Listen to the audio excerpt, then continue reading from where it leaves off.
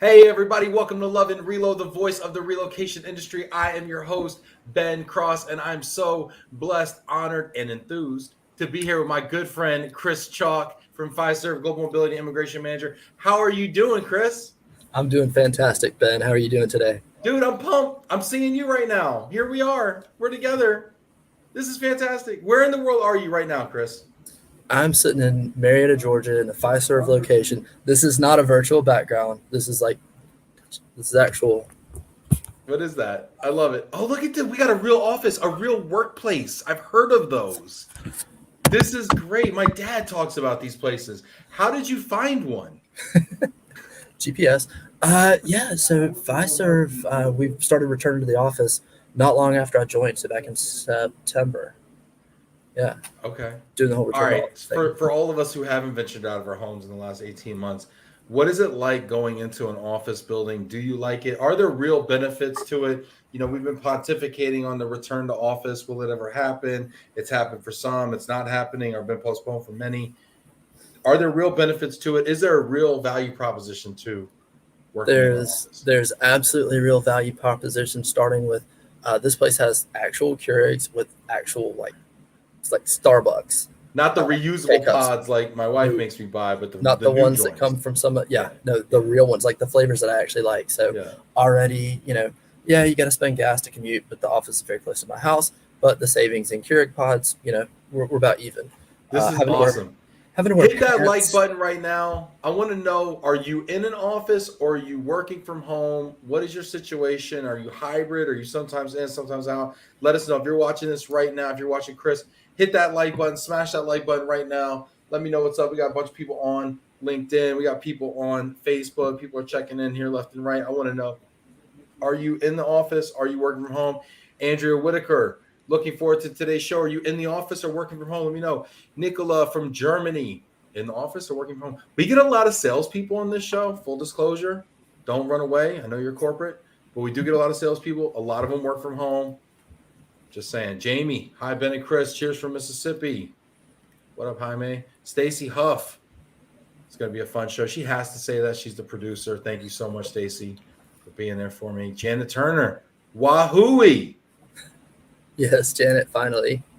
Chris finally made it. I know Chris is a top 5. Chris, do you know that you are on my top 5 people that I've never hosted with? I am glad we can make today happen. Yes. Yeah. Shout out to Deb Convery in Portland, who's also on my top 4 now. Thank you. Danny Herskowitz. Hey, Ben and Chris, really excited for the show. Good to see you, Danny. Love you, man. Western New York's in the house. What's up, Quirk? Good to see you. Tim Twerk, as we say now on the show. Christina Swank. Hi, Ben and Chris. Ready for a great show today. What's up, Christina? This is great. If you know any of these people, you can say hi to them as well. Ray Abbott from Tippett Richardson in British Columbia. What's up? Jana Shazanowski from Brazil. Excited about today's show. This working next to a snowbank in Western New York. That's great. That's wonderful. Home office remote before the pandemic. I think a lot of these folks were remote before the pandemic. Work from home, but miss being in the office. Magdalena, cheers from Poland. Hey, Magda. Look at this. We got people from Poland here. People are remote. Katie Linehan, Chris and Ben. What's up, Katie? Fantastic. Carolyn Cook, remote, hybrid. What does hybrid mean, Katie? Let me know. What's the rules? Easton, a few decimals. Chris. Chris, how often are you in the office? Right now, about 3 days a week. People are watching from Hi, work, Easton. so make sure that you're compliant. 3 days? 3 days. 3 days. 3 days. Very believable. 3 days. Is it okay? Let me ask: is it a 3 days of your choosing? Is it a 3 days that aligns with your team? It's really flexible right now. It's just 3 days, and I really think that, especially with me being very new, it's been good to have that interaction. We have offices. I live between 2 offices for Fiserv, so some of my team sits in the one I'm in today. Some of my team sits in the other one, so I can go back and forth. I haven't started doing that yet, but equal distance. Theoretically, all right. Theoretically. Mitch, hi, Ben and Chris only get to work from home on the weekends. Mitch is old school. At nights. Dig it. Nice. That's fun. Zeke, hey guys. What's up, Zeke? Hey, Zeke. This is great. Dara checking in from Philly. Excited to get back on the road, 100% remote. Christina's saying this is great. Chance, what's Chance's job there? Chance the recruiter. Chance the recruiter. It's like Chance the rapper, but he's a recruiter. Hybrid, but literally sitting 40 feet from Chris. That's what's up, Chance. Chris, you're one of my favorite people to hang out with in Relo. You've got some really unique experiences because you've been on the supplier side, you've been on the corporate side, you've been on the RMC side too. Is that accurate? I've been on all the sides, Ben. Been all the sides. Yeah. Okay. And then you've also relocated. Yes. You get a newfound appreciation for our industry when you're subjected to it, a victim of it. Having relocated twice now really did open my eyes to a lot of things, and it helps remind you what everybody's going through. They're not just numbers, they're not just spreadsheets. My kids, I think you say you ruined your kids' life. Let's stop dancing around. You ruined your kids' lives twice. They're still living though somehow. It turns out they kind of get over that stuff. They kind of forget about it. So how long does it take for them to get over it? It depends on which kid or how old they are at the time. When we moved from Atlanta to Orlando, it was about 7 years ago now. They were excited. We're going to the home of Mickey Mouse. And then reality kind of settled in. It was a small adjustment period, but they were a lot younger then. They were elementary school age at the time. But I tell you what, you want to have an adventure, bring a high school kid back, relocate a high school kid. For those of you people that have done it, it can be rough. So my high school kid, that's the one that said, you pretty much ruined my life. We did everything for this kid. We even let him think that we let him pick the school district in the house. It turns out it just kind of lined up with what was available. But my son was so detailed and so methodical. He found out which school he wanted to go to based on the quality of their wrestling team. They won state that next year, so he was right, go high school. And he was into wrestling. So he said, okay, if we can go anywhere, let's go there. And he told me what day I needed to have a contract in on a house so that he could enroll in school, even though we hadn't moved in yet, and he could join the wrestling team. So that helped not ruin his life quite so much. Is your son a DSP? I feel like he should be in the business. Does he need an internship or something? He can intern for you. Yeah. Well, we don't actually do work.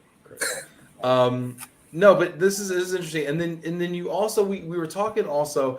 I thought this was interesting because since you've been on all sides of it, you've been the supplier, you've been the RMC, you've been the client, and you've also been the transferee multiple times.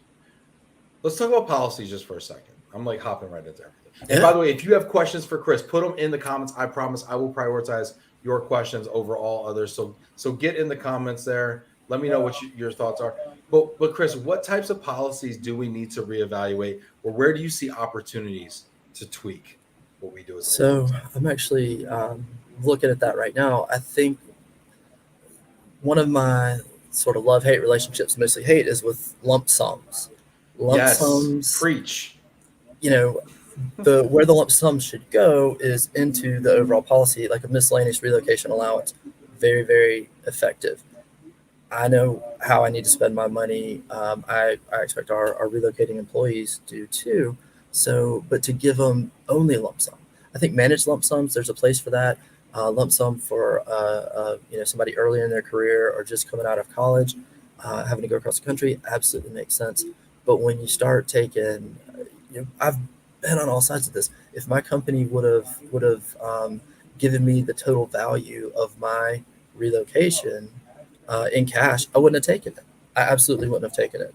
Really? Because that's the thing that happens a lot of times. People say, "Well, just give me the 30 grand, 40 grand, whatever the number is." I know the phone numbers to a couple of movers. I could have made a couple. And mortgage lenders too. But to have the RMC involved and to have them managing that experience, not just for me, I wasn't there. I was. Some of the places where I've been while we've relocated would make people very upset, including my wife. But my wife, I signed over a power of attorney to her. She did the closing, but it was to manage that experience. Where do you want your employees? A lot of companies have put a lot of time and energy into the onboarding experience. I mean, at this place, I got to tell you, FedEx was knocking on my door, and UPS. Sorry, to all my friends, knocking on my door daily with keyboards and headsets and laptops. we more than a week before I even started. It's like, this is amazing. This is so cool. So really impressed with the onboarding experience here at Fiserv, and the other companies I've worked at. The same thing, a lot of time and energy put into it. So why would you give somebody $5,000 to go buy their own laptop and get it set up, or go find your own keyboard, or go print your own security badge? Like, it just doesn't make sense. So if you're really trying to create an experience, we all know how important people are. That's literally why we have businesses. If you're trying to create an experience, giving somebody a bucket of cash and telling them good luck is not the way to do it. So I'll stop preaching. No, keep preaching. I mean, we haven't done an anti lump sum episode in quite some time, and I know you're not making a blanket statement like all lump sums are bad. When you said lump sums can go, I thought you were going to say straight to hell, but you said into a miscellaneous expense allowance, and I thought that was actually probably a lot wiser. I like what you're saying there, though. You give people benefits that they need, and then you give them a little bit of buffer of cash, to get things done, to grease the wheel, so to speak. Absolutely. Depending on your situation while you're relocating, maybe you need 2 or 3 months in a corporate apartment. May very well be. But maybe you're traveling a lot for work at the time to different locations, or you have other priorities rather than being locked into any certain benefit. I like that flexibility. I like having people be in control of their own money. But again, we need to help them, help guide them. So in some of the programs I've been a part of, or when I've relocated, I didn't create any of these programs. I just, was subjected to them. I'm just subjected to them. But it was, basically it was a calculated miscellaneous expense allowance. And if I wanted to fly business class back and forth from Orlando to Atlanta, I could do it. If I wanted to stay in a corporate apartment in Orlando, I could do it. If I wanted to sleep in my car so my wife could take all the money and buy new furniture when we got there, which was her suggestion, I could do it. Didn't totally happen. You go from flying business class to driving and sleeping in your car. These are the extremes of the lump sum experience, right? That's right. This is the feast or famine of the lump sum experience. I want to ask everybody that's watching right now, because I feel like lump sum has got to be one of those topics that everybody has an opinion about. If you're watching this right now, no wrong answers. I promise I will not make fun of you from here on. And while people type in their responses, one of the things I got to add is there are certain times, like certain projects, when you're trying to get a whole lot done really fast. There are times where lump sums make sense, but you've got to provide those tools and resources like a managed lump sum program or opportunities to work with your supplier on that. So it absolutely can make sense. But I think people also sometimes forget, and this is one of the things I do internally, is it's a $25,000 lump sum. Got to gross it up. I mean, you don't have to gross it up, but if that's part of your policy, don't forget about that additional cost. Yes. Great point. And I think, and let's be honest, right? People, one of the reasons the business uses lump sums is so they have that certainty around what the cost is going to be. Well, it's going to be 25 grand, no more. Yeah. Well, when you're grossing it up, it's a lot more. So you got to factor that into it. Yeah, absolutely. Yeah. Janet's got a question here. She says, what about lump sums that are managed, i.e. direct bill to the RMC or the corporation? So why not? I think that could probably actually work, but why not just give them the services at that point? If it's direct billed anyways, or it's going through the RMC anyways, let the RMC, use their van line partners or use the tools and the resources that the individual needs. Isn't that really a managed budget? Or like a managed cap? Managed cap, yeah. Yeah, Janet, I'd love to know how you see that working. I mean, I know I'd love to know more about that. Give me more of an example. Is it a managed cap? Is it?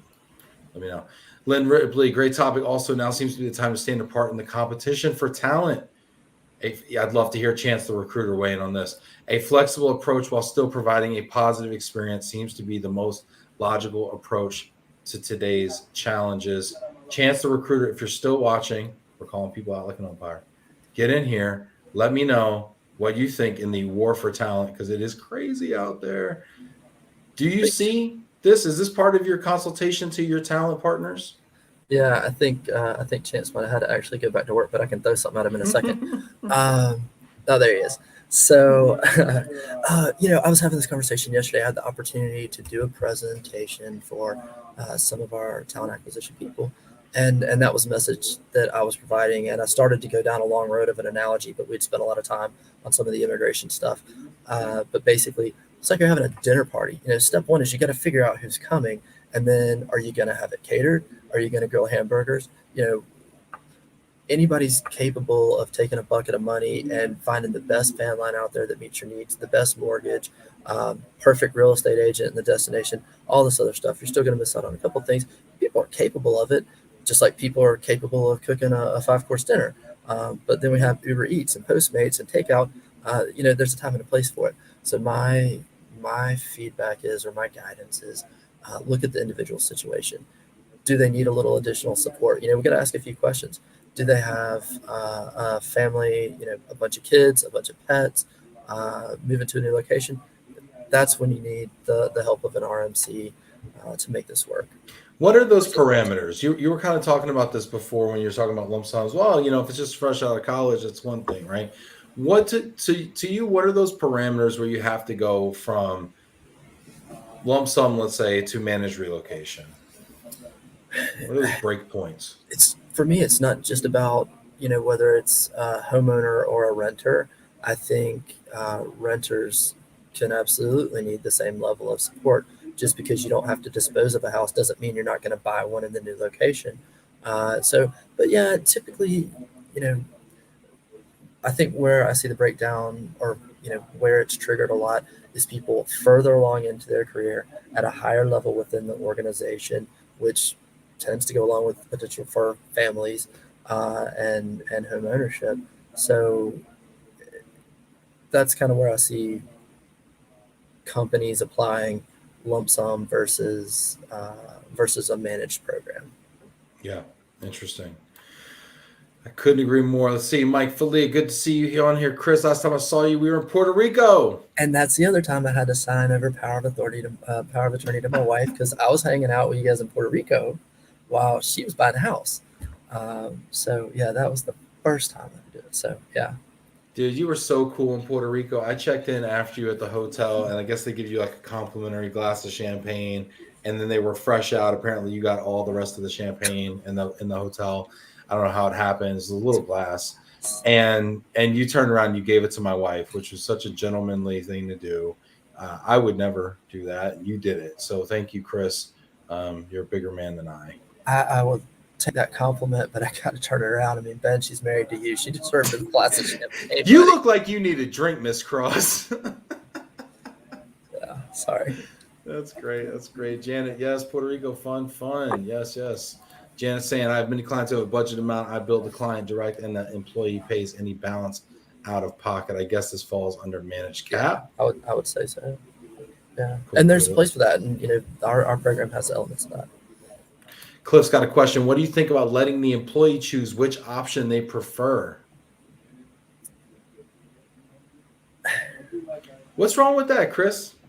I'm not saying there is. I think it's kind of a business unit decision. What is the goal of the business unit? Because you're not going to trade out the cash value of the managed program for the equivalent dollar amount of a lump sum. The way it would work in my head is, the managed program is going to be significantly higher, or some amount higher than the lump sum equivalent value. So yeah, it's an opportunity for the company to save money. I just feel like, we wouldn't do that with healthcare. Yeah, we wouldn't do that with healthcare and say, oh, we spent $2,000 a month on your healthcare.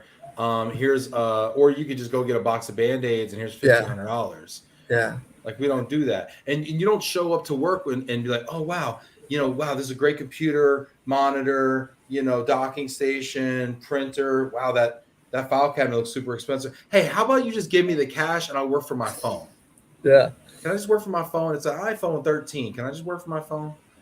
You're absolutely right. And I think we have to, it's not all cases. I'm not speaking in absolutes here. I mean, there's absolutely probably times and in certain companies and certain industries where giving them an option, where I like what I've been playing around with in my head is, how do we cash out some of the benefits not dollar for dollar, but cash them out for less. Like I've done this in policies going back for years, a lot for permanent transfers. So they're coming from another country. Hey, we'll do that 40-foot container for you in an air shipment, or we'll cash you out for less, and you come to IKEA and buy a whole new house. So yeah, there's absolutely there's a place for that all day long. Totally agree. Yeah. Well, remember though, when you cash out for that IKEA shopping spree, you also, that gets grossed up, doesn't it? Yeah. Right. So now you cash out for 15 grand. It sounds like a lot of money, but 5 of that's going to the U.S. government. Yeah, I mean, if you're grossing them up, then you're putting it in on top. So, but that was Sure. a factor when I would go through, and we took in this particular instance when I was adjusting the policy. This was like 7-8 years ago. One of the 100 jobs I've held, and we looked at the average cost of the shipment size. It's time to go. The lights just went out. We looked at the average cost of the shipment size, and then factored in the gross up, and then gave it as an option, and it was successful. Not everybody took it. When you say successful, how do you measure success? Saved money. Saved money. Saved money. What did it do to employee experience, or how do you even measure that? Didn't stick around, had to take another job, so didn't get the survey out on that one. But now everybody that we talked to, it's stuff. People used to be so tied to their stuff, and the trends we're seeing, people are not as tied to their stuff anymore, and they'll just go out and get new stuff, and that's okay. Look at perm storage. I mean, that's gone.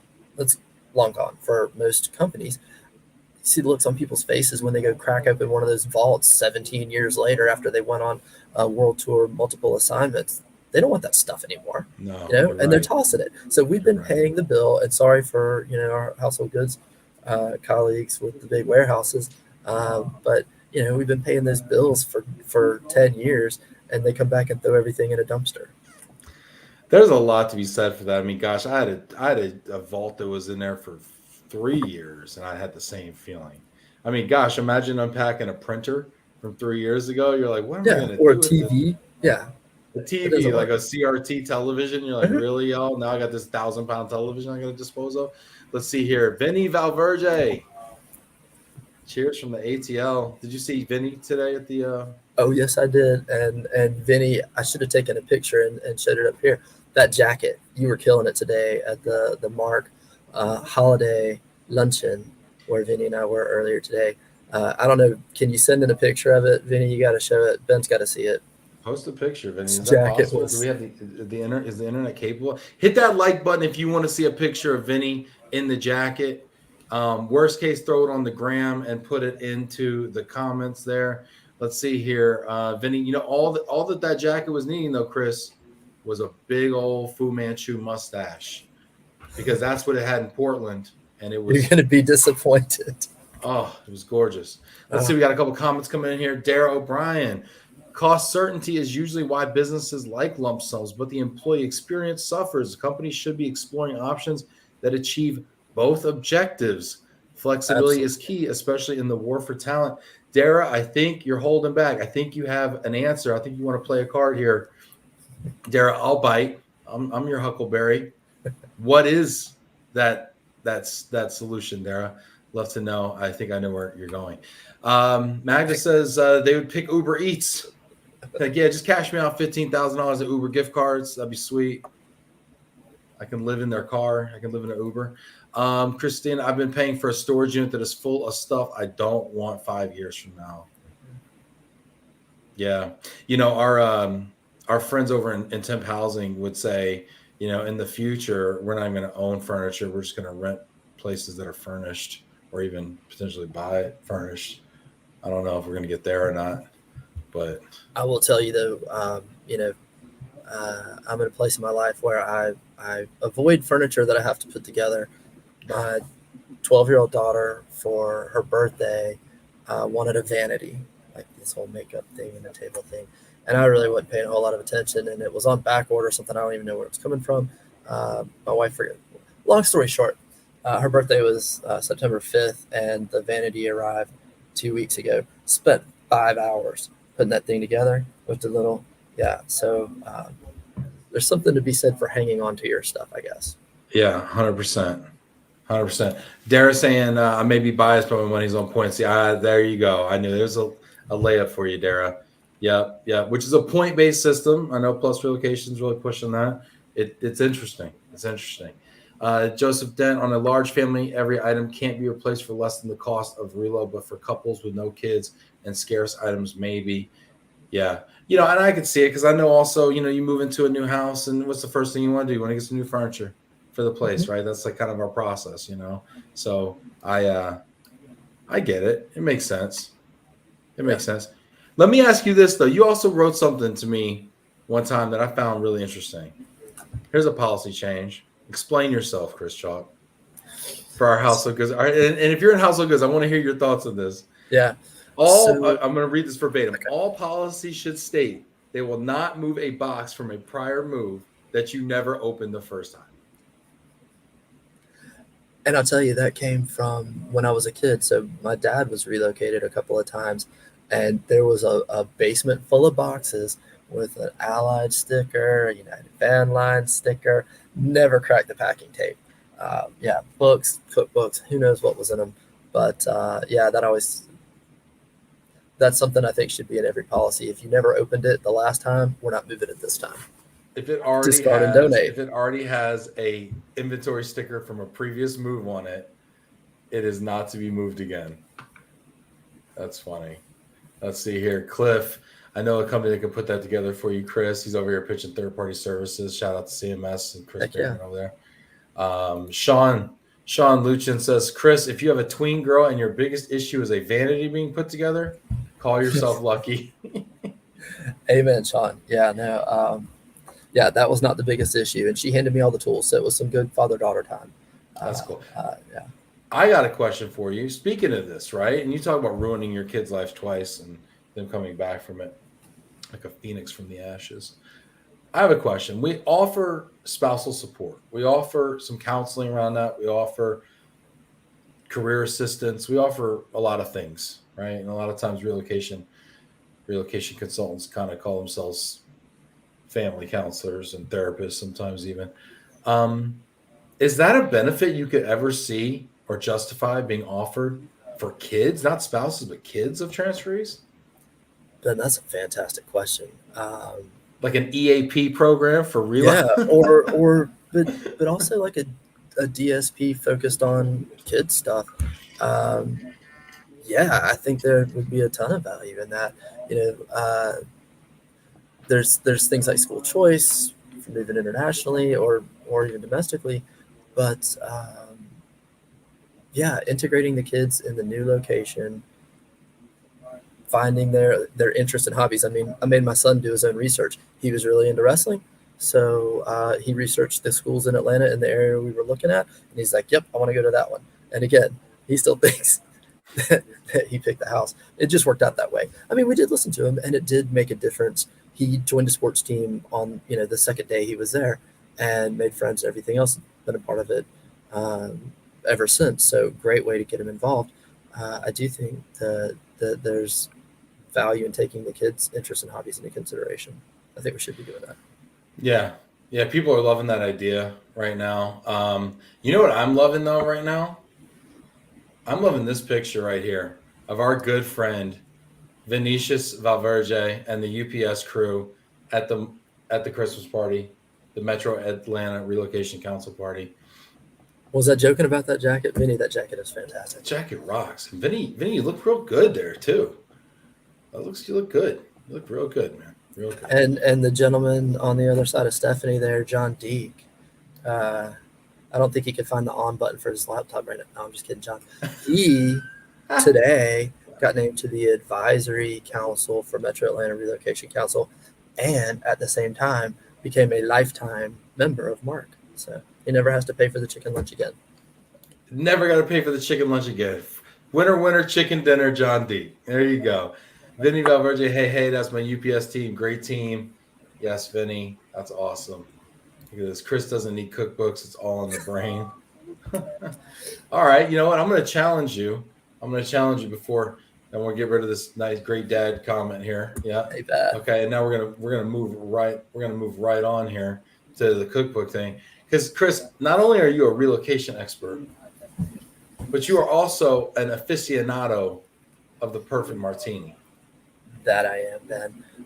We were all trying new things during COVID, and there was a time when I had the Fu Manchu thing going on and was making martinis on Facebook Live. We should see if we can find Yes, that one again. COVID was crazy. The things we did for It was entertainment crazy. during COVID is crazy.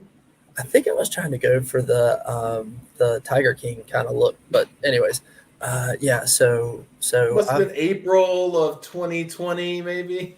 it was a weird time, but yeah, I would 5:30, 6 o'clock Facebook Live. I'm gonna make another martini.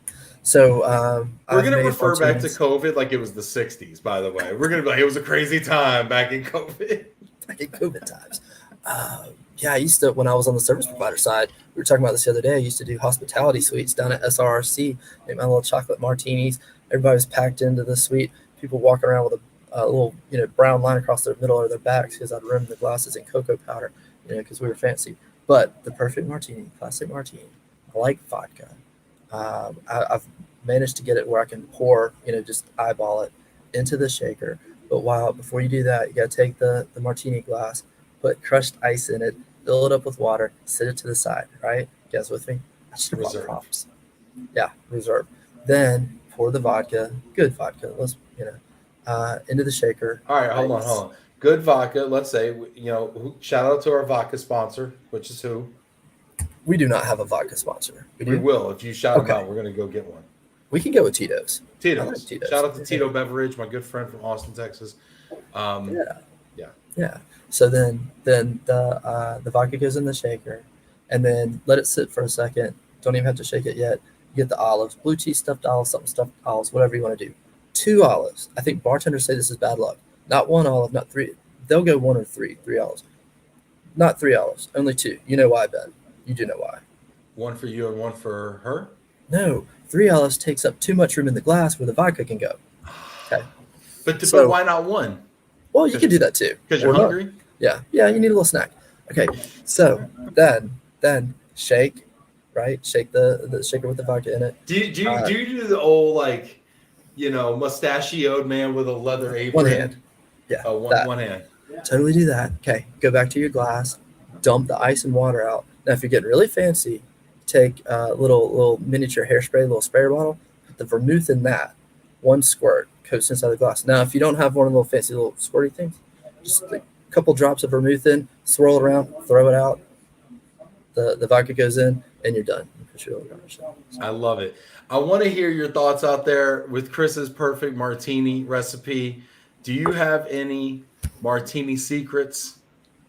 Or have you had any of my chocolate martinis, or any of the other martinis I've made?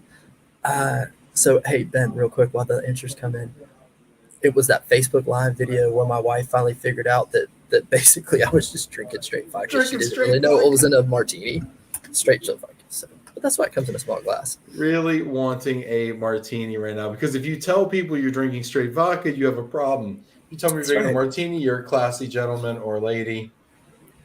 This is great. Richard says, "Gotta leave. I need a drink." At least it's like 9 o'clock where he is. It's 5:35 somewhere. Vinny Valverde, dirty martini with blue cheese olives. That is the best. What do you think about a stuffed olive?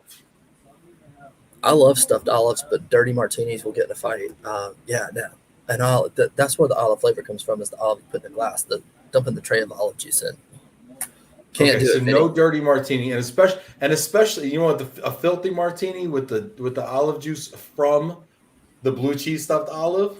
That's just a bridge too far. I can't do that. Kathy says, "Sounds perfect." Hey, Andrea, well, I guess I know what I'm having tonight. I dig it. I love it. This is great. Vinny says, "Martini classes with Chris." Love this. We talk about getting mixology classes going at these regionals and stuff. I think we should have you guest host one. I would love to. I've got some good drinks for you guys. It's not just martinis for me. So yeah, I'd love to. It's not just martinis. I feel like that's like a threat. Like it's not just martinis. Elizabeth, hi guys. Chris, you look like you're in a shower or spa. Do you want to explain for the people coming in late here? This is where in the heck you are? This is Fiserv. We have some pretty cool offices. So I'm just sitting in the office. Beautiful. Beautiful. I love it. Sitting in the office. Remember those days? Jamie Master, Grey Goose. Okay. All Totally. right. Zubrovka, best vodka ever. All right. Richard says, are we talking about COVID in the past? Yes. Here in the States, we are talking about it in the past. We're triple vaccinated. I'll be quadruple vaccinated and probably by March at this rate. Ben has a special cocktail from SRC. Yes, I got the Glomo. Chris, I got my own cocktail. Oh, I hate that I missed that.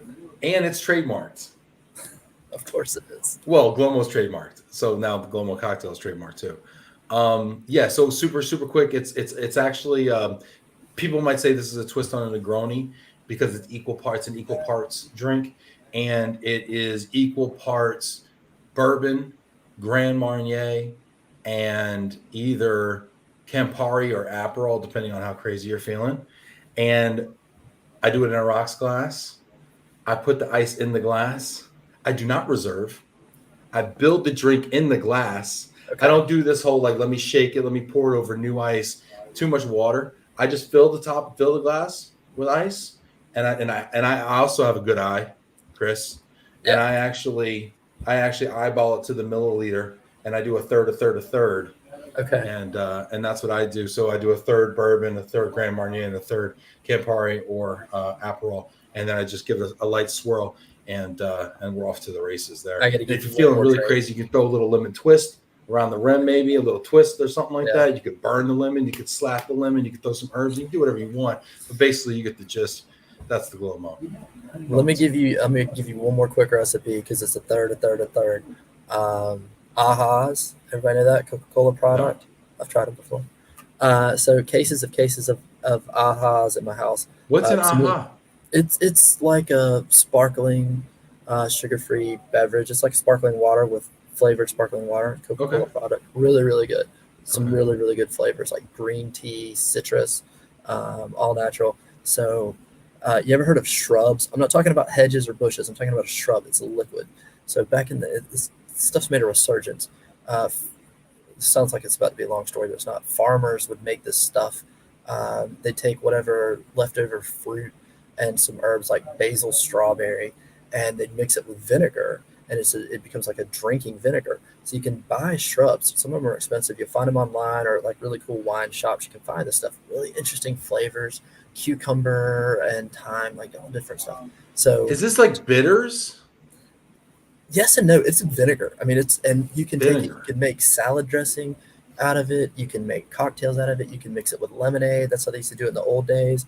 I'd be on the floor if I drank that Globo. Yeah, I would too. So a third of the sparkling water, like a flavored sparkling water, a third of one of these shrubs, and then a third of gin. Really good springtime drink in a tall glass.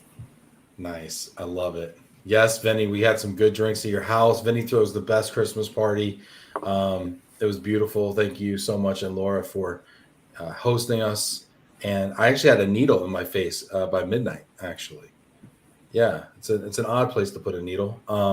No, it was doing a little bit of acupuncture. Vinny's wife was giving me a little acupuncture. So yeah, it was nice. If you had an open-ended lump sum, then I could use it for a mixology class for company selected services. Sean says, "Look at Air Inc. Always thinking there, Sean. Love it." John is really hardcore. She does her Glomo without ice. It's a gangster move. Kathy saying, Aha is the best. Love it. Richard Majewski, London just gone back into tier 4 work from home. Encouraged. Sadly, thought we were out of it. Richard, are y'all getting boosters up there? I don't think you're getting boosters like that. We got a lot of boosters out here. So we're all round 3 out here. So yeah, good luck, man. Sorry to hear that, buddy. All right. I want to ask you this too. So you also, I love just taking things that people write me and just kind of like asking there, because I want to hear, we're talking about assignment extensions. Favorite topic. Talk to me about assignment extensions and your kind of your theories and observations around assignment extensions. I've got theories and observations for days on just about everything. If you we only have 21 minutes. Yeah, okay. So the number one and worst reason for an assignment extension, they forgot Bill was coming home. I've They seen this. forgot Bill was coming home, so just leave Forgot him. Bill was coming Push home. him out. Push him. We're not ready yet. Could you imagine if we were in manufacturing, you and I, or you patented this Blomo drink, and your competitors were offering you $1 million for it? Would you just give it to them for free? So we've taken expats, and I'm not saying we like Fiserv or any company. I'm just saying theoretically, like The royal we, the the industry. royal we, the way it should be said. Have taken expats, spent $1 million, sent them to another country. They get all this knowledge, experience, cultural insights, and then we bring them back. Don't do anything to retain them, and they go to our competitor. Why? Where else would it make sense to train somebody up like that and then hand them over to your competitor? You've got to be doing a better job on retention, and part of that is a talent management strategy while they're on assignment to increase that. To make sure we maintain retention and increase retention. Whose job is that talent management strategy, though? It's different in every organization, and because of that, sometimes people just forget. So in some organizations with really strong talent management, they're all over the expats. They're helping them, find their next job. But I have seen more than one time 6-month assignment extensions because literally they forgot the guy was coming home. They literally had no role for him. So we'll extend it for 6 months and then we'll find his job. And then they forget again. And he's They forget again. They just kick the can. They're not actually like basically. And then imagine taking an expat on a developmental assignment, and finally, after you run out of excuses to not repatriate him, you bring him home and put him back into the same job he was doing before he ever left. Why did you just spend $3 million? Companies, we have to do a better job of that. There needs to be a clear, there's different reasons for different types of assignments, so I'm not speaking in absolutes, but before anybody even goes out, you've got to have a clear agreement, understanding, expectation on what they're going to go there to do, what they're going to learn, how they're going to develop, and then what they're going to do when they come back. You don't just send somebody out and we'll figure out a job for you when you come back. I mean, in some cases, yeah, I guess that happens, but there needs to be a career path, a plan, a trajectory. Well, and I want to hear from the audience here who's watching this too. Who needs to own what happens to expats when they get back? Who needs to own that strategic talent planning? Chris, what you're describing is very strategic, right? It's like we're going to send somebody over here to get skills, and then we're going to do something with them. A lot of times I feel like the royal we send people somewhere because there's a need very reactively. Oh, crap, we have a need. Boom, send somebody. Send Bob. Yeah. And then, there's stopped being a need. Didn't know that. Bob's coming back. Didn't know that. And now Bob's here or Bob's over there still. We're trying to figure out what to do with Bob. I think that the way you're describing is a very strategic plan. Like we're going to send somebody over here, and then maybe they're going to get some skills, and we're going to send them over here. Maybe we're going to rotate them. Maybe we're going to upskill them for their 5-year plan. Mm-hmm. I'd love to know what people think out there about who should own this. Vinny Valverde chiming in. Vinny. A combined effort from talent management, mobility, and HR teams. You know what else Vinny sent over? And Vinny, I totally agree with that. Mobility has got to be involved. That's me with a needle in my face. It's me. Can we send that to Stacy? Can we email that to we Stacey? Prepped for this show. Vinny and I did in advance because this picture is from Tuesday. So yeah, you walked into that one. It's been making the rounds. Oh, goodness. Yes, thank you, Vinny. You contribute in so many ways. Vinny, a multimedia contributor here at Love and Relo. Tarek Hamza, the other one is when they extend an assignment because they didn't find the backfill in the host. That's a good point, Tarek. Hey, how you doing, buddy? Another Puerto Rico alum there in our pledge class. Tarek, great point. I mean, whose responsibility is that?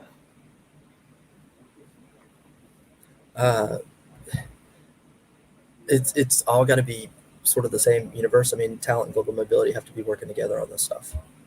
Talent global, but then you send them over to another business unit in another country, and I guess you send it over and say, hey, the expectation is a 6-month assignment. That during that 6 months, you need to be filling that role. Absolutely.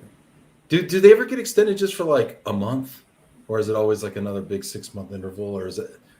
This is where I'm limited. Yeah, no, I usually see it in 6 months, but what's frustrating is when you have to go through the whole, doing another cost estimate and having to go through an extensive approval routing just for a 6-month extension. So some organizations get smart about that, and any extension, up to a year, 2 years, 3 years, there's guardrails in place, and there have to be before you have to do a new cost projection. It just depends on the individual organization, I think, at that point. I'm learning something here. This is great. Hit that like button. I want to know here. Oh, we can star these things. This is great. Let's see here. Magda, I happen to hear somebody sharing they have a separate role team within HR responsible for taking care of people returning from assignment leave. But there's only one time I heard of this. How big of a company do you have to be? I mean, that's the other thing too. A lot of this comes with scale, right? Yeah, Magda, that's a really interesting point. And one of the other things that I think a lot of us experience in global mobility is companies don't always know what we do. We have to be advocates for who we are and what we do, because there's a real tendency to not adequately staff. So I would love to have a team just responsible for repatriations, integrating them back in, that kind of thing. Where would that sit? Would that sit within talent? Would that sit within mobility? Yeah, I think it depends on the organization and how talent and mobility interact. But yeah, I could see it. We're sitting in HR. You seem like a really good collaborator, Chris. And it might just be the martinis talking. But I mean, is there a way to build that kind of cross-functional, group? Because a lot of this seems like there's a lot of different stakeholders. They all need to work together. Of course, we all have our own crap that we got to deal with. So how do we kind of carve out time to come to the table and work on this stuff? Any tips for people out there? I see the stuff we're talking about now, which are some of my favorite things to talk about. It's that higher level. It's that once you've got your program dialed in and 2 + 2 = 4 every single time, once you've taken care of all the very critical pieces. But what's more important than that integration in the talent management strategy and retention of your expats? Too often it gets pushed to the side as, oh, that's a nice to have. We'll get to it next year. So yeah, it's showing the stakeholders the value and showing them what can happen when you're not paying attention to these things. So in different organizations, and I've had the opportunity or benefit to be a part of many of them, you learn. Chris, can somebody pay Chris's light bill? Can somebody send a check to Chance? You got to move around a little bit, buddy. Chance, move around, Chance. Chance. Chance is my co-host on here. So it'll come back on eventually. So in different organizations, you get those stakeholders motivated in a different way. In some organizations, maybe it's cost related. So I'm showing, hey, here's how much we just spent on these 30 expats, and now 28 of them work somewhere else, because we didn't have an effective talent management strategy in place for their return, or maybe they're going on to another assignment, things like that. So you got to figure out what's motivating, what's driving these other groups. And then it's about partnering with them, not throwing it over the fence and saying, hey, you guys need to do a better job of this because we're screwing up over here. It's about truly collaborating, excuse me, and saying, it's about time for a martini, and saying, how can I help you? How can we work together on this? How can we make this better? People respond to that when you just say, because global mobility, we touch so many different pieces. We touch payroll, touch benefits, touch HR. So we frequently see gaps in processes that other people don't realize that are in their own shops. But we can't just say, hey, payroll, you need to fix this. It's got to be a more collaborative approach, and you get way better results. I like it. Give you a chance to wet your whistle there. Hit that like button if you haven't done so already. If you're watching, if you have done so, hit it again. LinkedIn doesn't mind. It's free. Do it. Also, Chris, you want to try something different? Heck yeah. Okay. Stacy, not yet, Stacy, not yet. I want to do a little lightning round question. I'm going to give you 5 questions. Okay. 1 minute for each. I've never done this before. This is a Chris Chalk exclusive. Okay, so here we go. What has been your proudest achievement? I get a minute to answer this, right? Okay. Proudest achievement. Seconds. I mean, take family stuff and personal stuff out of it. Forget that amazing wrestler you have at home. Proudest achievement, I delivered my daughter, so that was pretty cool. But aside from that, I would say, like, from a work perspective, is having employees that reported into me go on to run global mobility departments of their own, to grow in their career, to grow in their positions, and to still talk to me and still connect with me on LinkedIn. That's my proudest achievement, that any of them still talk to me. And still not trash you and be like, that guy was holding me back for years. Exactly. That's my No, that proudest is cool. achievement. That is the mark of a leader there, and that's awesome. All right, next question. What is your biggest frustration? Besides all these great people leaving your organization and going on to run their own mobility programs. Apathy. Apathy is my greatest frustration. Status quo. Why do we do it this way? Well, because we did it that way last week and it seemed work. That's my biggest frustration, is running into apathy, whether it's in an organization I work in or within other people. That's probably my How do you counteract that, though? Because you've gone to a lot of organizations, and of course, when you get there, there's obviously ways things are done. There's policies. Gosh, we're in the policy business, right? How do you work through that stuff without totally turning the apple cart over? Patience, and again, understanding what are the business objectives, what's motivating the people that I've got to work with, how do I get them all going in the same direction? Yeah. And you got to show that outcome. So it's, things are working, they're not broken, they're not bad, but we can still be doing better. Here's how, here's why, here's the benefit to all of us. We've got to keep trying to do better. I dig it. All right, like it. Let's see here. And then random comments here from earlier in the show. Blue cheese stuffed olives are the best. Val, I like blue cheese stuffed olives. I question their place in a martini. Give them to me on the side. I'll take 5 on the side, please. But they just muddy the water a little bit in the martini. Sorry, anyway. Okay, besides being under the influence, what influences you? What influences me?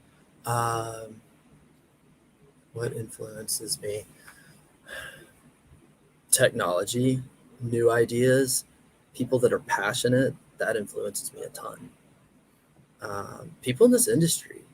I've learned so much by being in this industry and getting to work with so many great people. Yeah. Okay. We're getting some agreement here. This is good. We're forming community. I like it. Yes, no, you're right. Hey, you're right. You're right. My bad. I'll work on it. Thank you. So this is a 360 here. Okay, great. All right. Question number 4. What are you afraid of? What am I afraid of? Not having enough time. I tell you what I'm afraid of. I'm afraid. So I shouldn't put you on the clock, is what you're saying. Yeah. No, I'm afraid of not moving forward, not making progress, accepting a status quo. So one of the things I want to do, whether it's at work, in my personal life, whatever, is just do tomorrow a little bit better than I did today. Everybody has a bad day. Everybody has good days. But just reflecting on, and I'm not trying to get all too, whatever, but reflecting on, can I be a better dad? Can I be a better husband? Can I be a better boss? Can I be a better employee? And it doesn't have to be some miraculous, 360 transformation or 180 transformation. Just doing each day a little bit better than the day before. And so not having enough time to do that, or losing sight of that, and not making progress professionally and personally, that's something I'm afraid of. I like it. I like that a lot, actually. I'm kind of similar like that too, which is interesting because a lot of people think of you as this really fun person who's, a lot of fun to talk to, a lot of fun to kind of hang out with, but you're also super serious about your self-improvement. So that's really cool. All right, last question here. What is one of your more controversial ideas or beliefs? I think probably a lot of them. Controversial beliefs. I believe that the University of Georgia only lost the SEC championship so that we could resoundingly beat Alabama in the national championship. Go Dogs. Go Dogs. That may be a little bit controversial at this point. I think it's part of Kirby's master plan. You're trying to okey doke Saban over there. I like it. That's it, where it matters the most, on the national stage. That's probably a little bit controversial. I'm sure some of my policy ideas probably come across controversial. Um, I, I, I try to be true to myself and my beliefs. I've been doing this for a couple minutes. I've learned from some really great people who have been doing it for even longer. So, yeah, staying true to myself may come across as controversial at some points, but I believe what I believe, and yeah, I'm not wrong. I dig it. I believe what I believe, and I'm not wrong. I love it.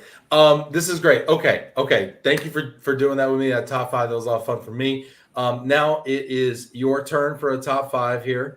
Okay, you ready for a top five? You got a top five for us here, Chris? I got a top five for you. What is the My topic here top today? five COVID revelations / discoveries that I made. COVID revelations. I like it. All right, let's do it. Number five. Number five, I have way too much fun scamming scammers, and it became one of my COVID hobbies.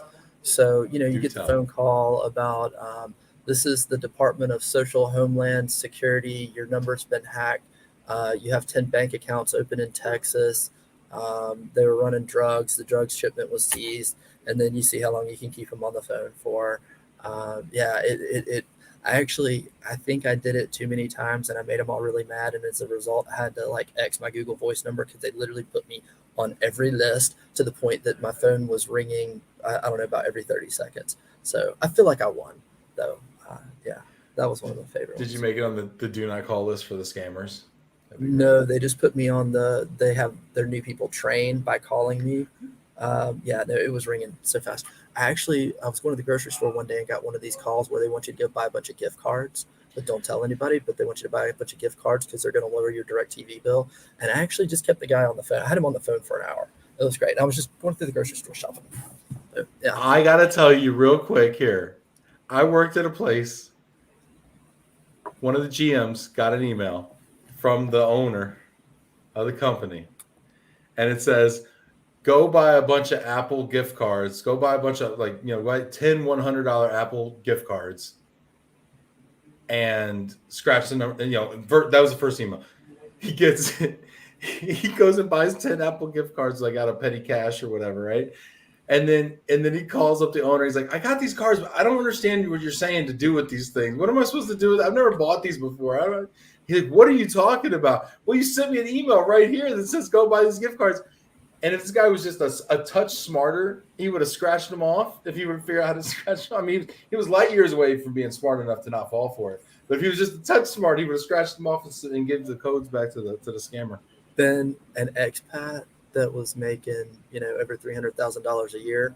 Got a call from USCIS that his family was going to be deported if he didn't buy, $10,000 worth of iTunes gift cards, and he did it. And then after he kind of figured out maybe that it was a scam, he tried to expense them.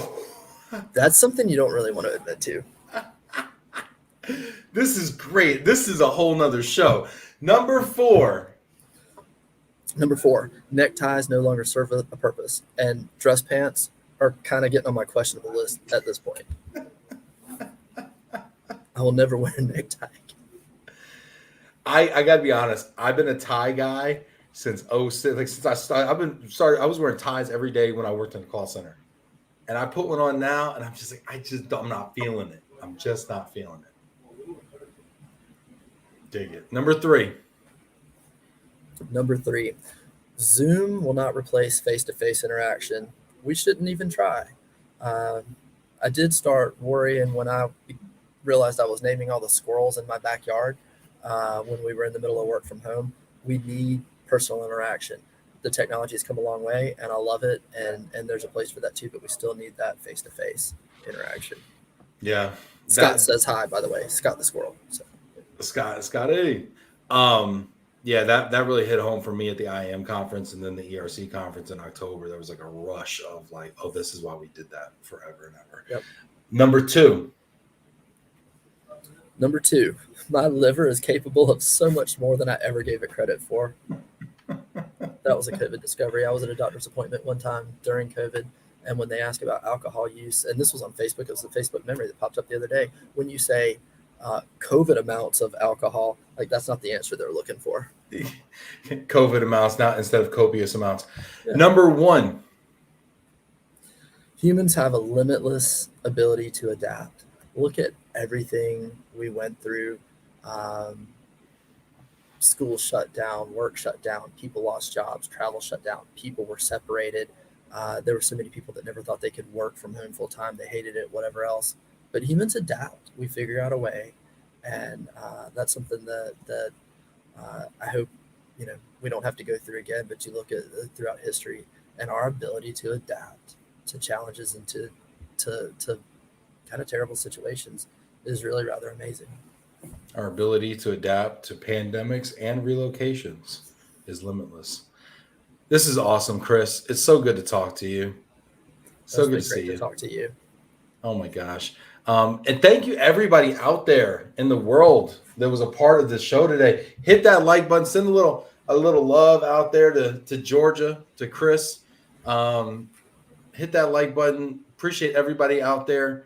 Thank you so much for being here. We wouldn't have a show if it weren't for people like you taking time out of the day to kind of check in. Thanks to everybody that got involved in the comments, through questions, through a lot of fun stuff out there. Oh, look, Beverly Bell popped in here. What's up, Bev? Good to see you. Mary Piper, I still like ties. There's a need in certain occasions. Yeah, for sure. 100%, for sure. Vinny, look at this. Janet, good to see you. Look, it's great to see all y'all. Chris, you got a final thought? You want to leave us with a final word? Yeah, so I was trying to think of interesting things to bring to this show, and I actually learned something the other day. I thought it was just my wife being strange. It's actually normal to come home from work or come home from the gym or come home from wherever and just sit in your car for like 10 to 20 minutes. I really thought it was that she didn't like us, but sometimes people need time to decompress. So I read an article the other day. It turns out lots of people do that. Thank you for saying that. Because I do that. I did that today. My kid knocked on the door and I said, I'm just not ready. Go back inside. I'm just not ready right now. And that's where people's commute and while working from home got a little, it's one of the issues with it. I think people need that time to decompress or to gear up as they go into the office or decompress when they come home. So maybe you don't have to sit in traffic in Atlanta for an hour, but you got to, take time to look after yourself. If we didn't learn anything else from COVID, it's that. Do we need traffic? Do we need commutes? You don't need the traffic, but that's why you can just sit in your garage. So, you need time for yourself. Love it. Darren Burley, what's up, Darren? Hey, Chris, thank you so much for that. It's great seeing you, as always. Hey, take care, everybody. We're going to be taking a break. We're going to see you next week.